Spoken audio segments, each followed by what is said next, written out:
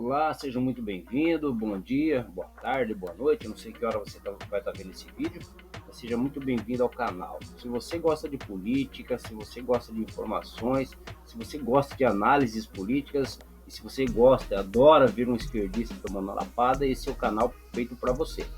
Tá? Aqui nós somos de Direita News. Estamos aqui para trazer até você as informações reais, não as informações forjadas e montadas ou deturpadas pela imprensa tradicional. Tá? Aqui nós trazemos aquilo que selecionamos de melhor aqui na internet, verificamos para ver se o conteúdo realmente tem legalidade, se o conteúdo realmente é importante, se o conteúdo realmente é verdadeiro, tá? Sem deturpação. E aqui trazemos hoje as melhores análises sobre a posse de Donald Trump. A posse do Laranjão está dando o que falar. O mundo parou para ver a posse do Laranjão. E hoje vamos trazer a análise dos comentaristas da Jovem Pan, os comentaristas de direita da Jovem Pan. Convido você a nos acompanhar, você a ver essa análise, analisar, tirar suas próprias conclusões do que os caras vão falar, do que os caras vão analisar. É importante que você tenha a sua opinião, é importante que você tenha a sua própria opinião sobre o assunto. Você pode gostar da pessoa ou não, mas o que você deve fazer é analisar friamente, analisar cientificamente, analisar para ver se o contexto realmente é aquilo que está se falando. Né? Não seja um apaixonado político, não seja um apaixonado por político, independente se você é de direita ou de esquerda. O problema hoje em dia é as pessoas serem apaixonadas por políticos. Né? Acabam ficando cegas e acreditando em tudo que vem, já julga um, já culpa o outro, inocenta um. Não, você tem que agir friamente, você tem que analisar os fatos, os dados. Contra fatos não há argumentos. Então você tem que ser mais inteligente. Você é um cara inteligente, você é uma mulher inteligente. Você tem capacidade para fazer uma análise melhor das coisas. Eu convido você a nos acompanhar aí, porque essa posse está dando o que falar. A diferença aí é que o nosso querido vizinho aí, vizinho não, né? Que tá vizinho, em modo de falar, nas Américas aí, mas o Donald Trump tá dando o que falar porque ele é um cara de peito, um cara de coragem. Muita gente acha que ele é louco, que ele é doido da cabeça, mas ele é corajoso, temos que reconhecer isso aí. E o que ele está fazendo é defender a soberania americana. Como eles têm poder de negociação, poder de barganha, ele vai defender o dele. Você acha que ele está errado? Sem hipocrisia, não seja um hipócrita. Diga aí nos comentários se você acha que ele está errado ou se ele está certo em defender aquilo que ele acredita, em defender a nação dele. Se você tem um colega de trabalho, se você tem um colega na sua faculdade, você vai fazer um negócio com aquele cara, com aquele amigo seu, com aquele colega, com aquele conhecido, se você tem um poder de barganha maior, você não vai usar esse poder de barganha? Você não vai usar esse poder de barganha para defender o que é seu, seus interesses? Eu duvido. Não seja hipócrita. Comente aí nos comentários, deixe aí nos comentários o que você faria. Ah, não, vou agir pensando em beneficiar aquele que eu estou negociando. Não, você vai pensar em beneficiar os dois, que os dois não tenham prejuízo, mas mais importante, o seu lado. Você vai defender o seu território, que é seu. Então tem muita gente criticando, principalmente os esquerdistas da Globo, da CNN Brasil, criticando que ele vai expulsar os imigrantes, que ele é aquela velha história, é misógino, é homofóbico, não sei o quê, né? Aquela conversa toda de esquerdista. Só sabem ficar batendo nessa tecla. O cara quer proibir de entrar bandido na casa dele. O cara quer proibir de entrar pessoas ilegais na casa dele. Você convida para sua casa, você deixa. Aliás, você nem convida, você deixa alguém entrar na sua casa sem ser convidado? Você põe qualquer um na sua casa? Abre as portas para qualquer um, fala, tá liberado. Quem estiver passando na rua pode entrar quem quiser. Duvido. E é a mesma coisa, a mesma situação. Então vamos acompanhar aqui, peço que você fique até o final. Não esqueça de se inscrever no canal, compartilhar e curtir. Mande esse vídeo para mais pessoas, para que mais pessoas sejam informadas. Hoje a informação descentralizada está mudando a visão das pessoas. Você não é mais escravo da televisão, não é mais escravo da Rede Globo. Só transmitia aquilo que eles queriam, que era a única fonte de informação, e eles se colocavam como autores ou defensores da verdade. E muito tempo fomos enganados por isso, mas hoje não. Você tem a oportunidade, através da internet, de ter conhecimento, de fazer seu próprio julgamento, de ter uma contraposição, de olhar por dois ângulos diferentes, olhar a resposta de um, a resposta do outro e analisar aquilo que está mais coerente com a verdade. Então fique até o final, não esqueça de compartilhar, curtir e se inscrever no nosso canal. Um canal pequeno ainda, sem relevância aqui, mas estamos começando, estamos lutando e não vamos desistir. Somos brasileiros, não desistimos nunca, tá bom? Vamos ver aí que os comentaristas de primeira da Jovem Pan têm a dizer aí.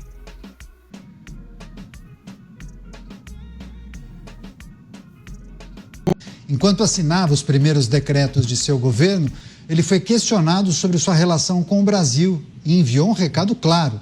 Segundo o republicano, o Brasil precisa mais dos Estados Unidos do que os Estados Unidos precisam do Brasil. Na sequência, o presidente norte-americano também relembrou da tentativa dos BRICS de enfraquecer o dólar e afirmou que o bloco quer prejudicar os norte-americanos, afirmando que se eles seguirem com essa ideia, não ficarão felizes com o que vai acontecer.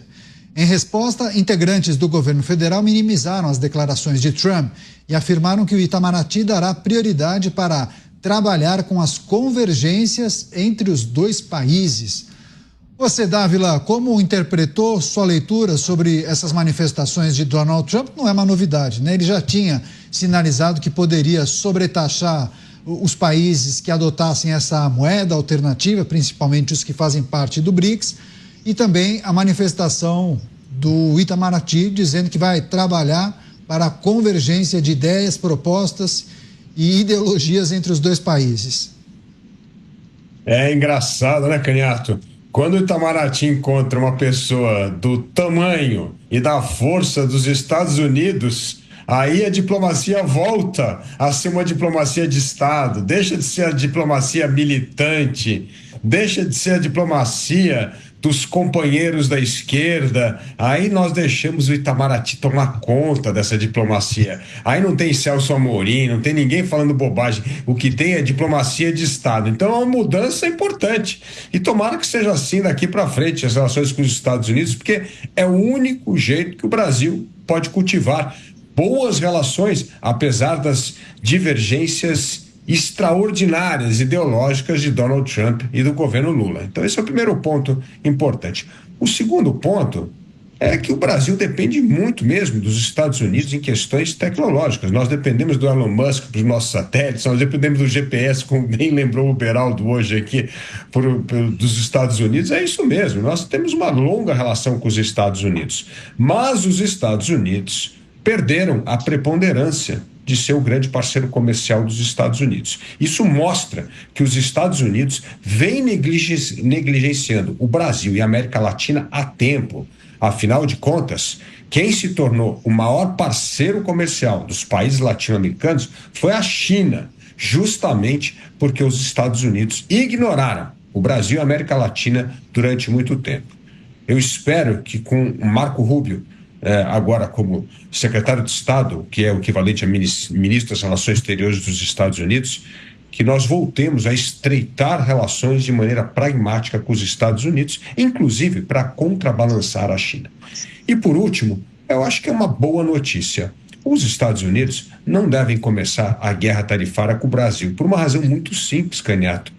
Nós temos déficit comercial com os Estados Unidos, ou seja, nós exportamos menos do que importamos produtos americanos. Então a gente não está no alvo de Donald Trump. Donald Trump quer resolver esses desequilíbrios comerciais e num primeiro momento nós não estamos. E por fim, a guerra comercial com a China, que provavelmente vai aumentar a taxação na China, pode beneficiar num primeiro momento a soja brasileira, ou seja, ajudar o agronegócio a vender mais soja para a China por causa da sobretaxa de produtos chineses que Donald Trump deverá anunciar em breve. Nós trouxemos em destaque a manifestação de Donald Trump em relação à América Latina, aos países que integram os BRICS e principalmente o Brasil. Ele disse que os Estados Unidos não precisam do Brasil, o Brasil, é que precisa de nós. Você, Roberto Mota, como avalia essa manifestação de Donald Trump? Acredita que a chegada dele à Casa Branca nos beneficia, nos prejudica, ou isso depende de quem estiver descansando no Alvorada e trabalhando no Planalto? Eu acho que isso depende do que você andou fazendo no verão passado, né? Tem gente que está sorrindo de orelha a orelha, abrindo champanhe, prosecco, e tem gente que já está muito preocupado, ou deveria estar. Donald Trump vai cuidar dos Estados Unidos. Ele tem um programa de governo, e você pode chamar de nacionalista ou patriota. Ele pretende usar o poder econômico dos Estados Unidos como arma política. Ele está declarando isso aberto, né? Ele disse: se você quer fazer negócios com os Estados Unidos, você tem que ser amigo dos Estados Unidos. Isso é uma coisa óbvia, né? Como é que as pessoas podem apoiar países inimigos dos Estados Unidos se juntarem em alianças que têm como objetivo abandonar o dólar como moeda, depois de sorrindo, dar um abraço no Donald Trump? Essa época não existe mais. Então, eu vi alguém descrevendo essa mudança que está acontecendo nos Estados Unidos como a revolução do bom senso. Me parece isso. Como eu disse, acho tolas as esperanças que Donald Trump vai interferir na política brasileira. Nós vamos sentir efeitos indiretos disso na medida em que isso ajuda os interesses americanos. Já vou passar para você, Beraldo, só trazer uma informação adicional, porque além da anistia, Trump assinou outros 99 decretos e medidas em seu primeiro dia no cargo.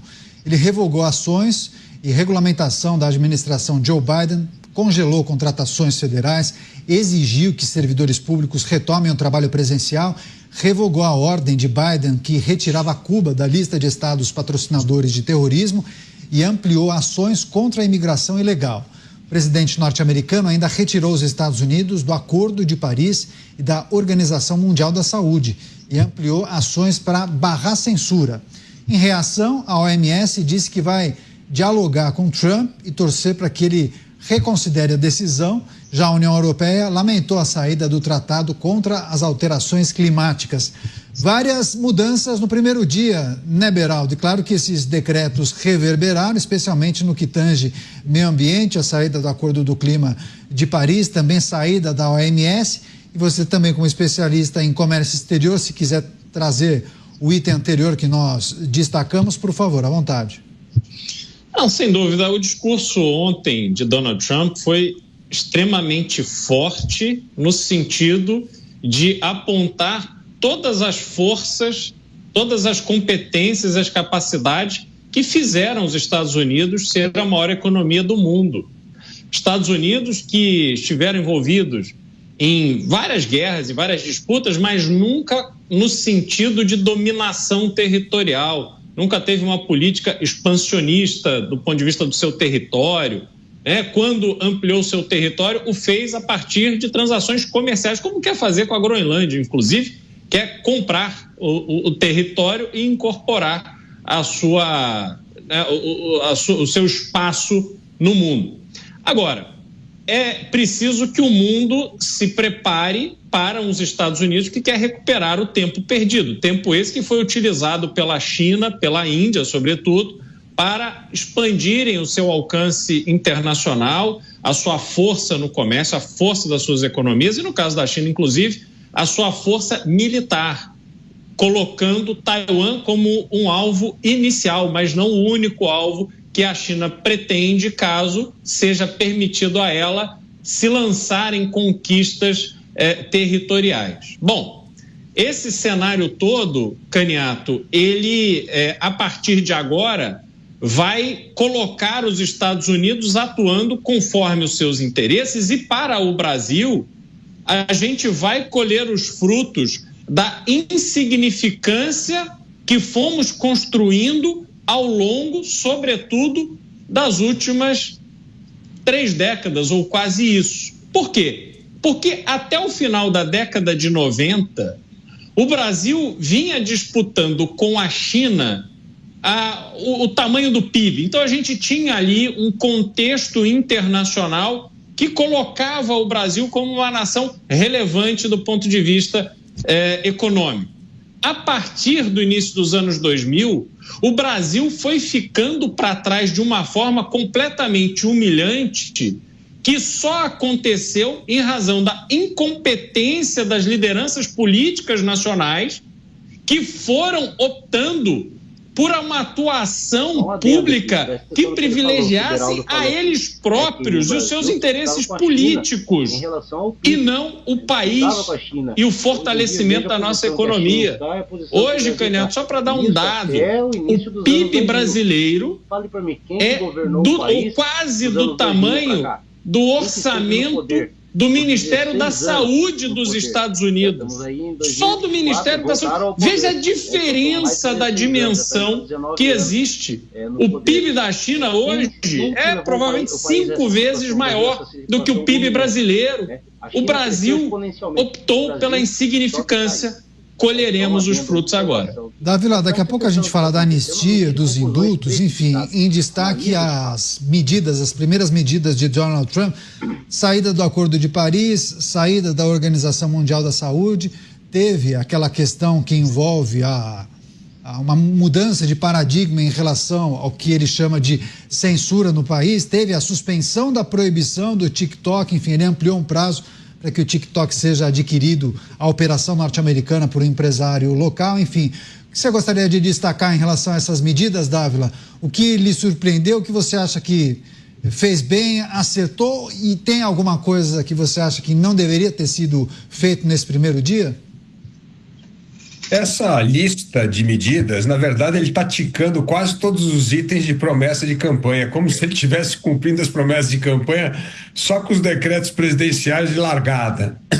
Mas eu acho que tem algumas medidas que precisam ser ressaltadas. Eu vou tratar da questão do clima. É fundamental que os Estados Unidos participem de um esforço grande para que nós tenhamos cada vez mais energia limpa. Mas o que ocorreu que com o advento da inteligência artificial, o consumo de energia vai explodir no mundo. Então, hoje há um descompasso entre a quantidade de energia necessária para se fazer os avanços tecnológicos, para ganhar essa guerra da disputa de tecnologia com a China, e a capacidade de geração de energia. E o que Trump fez é, olha, por um tempo nós vamos ter que ainda continuar explorando a energia fóssil, mas nós não podemos deixar os Estados Unidos, nesse momento, com uma agenda só de energia limpa, em troca de perdermos uma guerra tecnológica sobre inteligência artificial. Para você ter uma ideia, Canhoto, só o que há de estimativa de aumento de consumo de energia por causa da inteligência artificial nos próximos 3, 4 anos é quase como se tivesse uma economia japonesa a mais no mercado consumindo energia. É uma quantidade extraordinária que precisa de energia. Então, o que é preciso fazer é descobrir aí um termo para que os Estados Unidos continuem, e os Estados Unidos vai continuar investindo em energias renováveis, mas não vai sacrificar a questão tecnológica por causa de energia renovável. Então, eu acho que esse é um ponto de atenção para o mundo, porque a inteligência artificial ela vai dominar cada vez mais a economia e a nossa vida nos próximos anos. Então não dá para colocar em risco isso por causa da questão energética. O Brasil, nesse sentido, está muito à frente de qualquer outra nação. Aliás, o Brasil é exemplo no sentido de uma matriz de energia limpa, renovável, e o Brasil deve continuar seguindo essa linha, a despeito se os Estados Unidos está ou não, porque isso vai ser um enorme ativo econômico para o Brasil.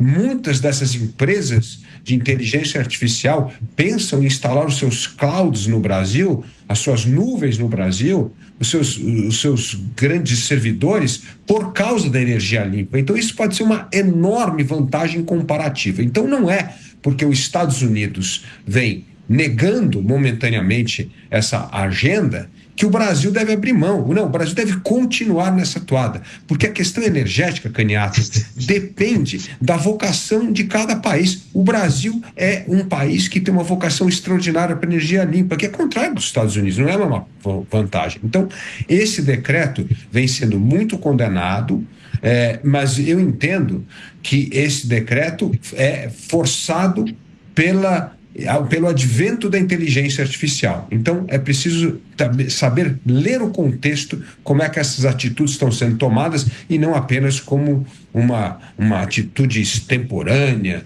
né, impulsiva do presidente da República dos Estados Unidos nesse momento. E você? Diz aí, deixe nos comentários o que você achou das análises dos comentaristas aí da Jovem Pan. O Beraldo, o Dávila, o Mota, o que você achou, o que você concorda com eles, né, nesses comentários aí. A câmera caindo aqui um pouco, deixa eu dar uma ajeitada aqui. Aí. Deixe nos comentários o que você achou dessa análise política. O Laranjal passou aí a primeira madrugada, o primeiro dia de posse, passou a madrugada assinando aí mais de 100 decretos, Entre eles anistiando aquele pessoal que tinha sido condenado na invasão do Capitólio, semelhante ao que aconteceu aqui no Brasil no dia 8 de janeiro. E deixe também nos comentários o que você acha. 2026, as eleições no Brasil vão seguir o mesmo patamar das eleições americanas? Bolsonaro vai estar elegível, ele vai tentar voltar ao poder, ele vai conseguir voltar ao poder?